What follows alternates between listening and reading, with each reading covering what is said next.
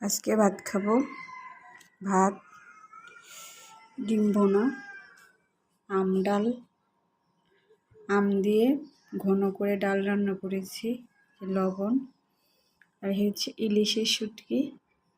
আজকে আবার ইলিশের শুটকি পেঁয়াজ দিয়ে ভুনা করেছি। কালকে ইলিশের শুটকি ভুনা শেষ, অনেক মজা লেগেছে, তাই আজকেও আবার তো ইলিশের শুটকি ভুনা করে নিয়েছি। আর আম দিয়ে ডাল ঘন করে রান্না করেছি।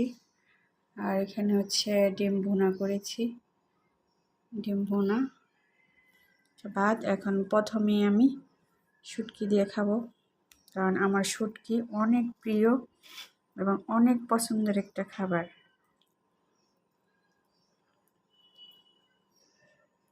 বলা যায় যে আমি একটা শুটকি লাভার, খুবই পছন্দ যে কোনো ধরনের শুটকি।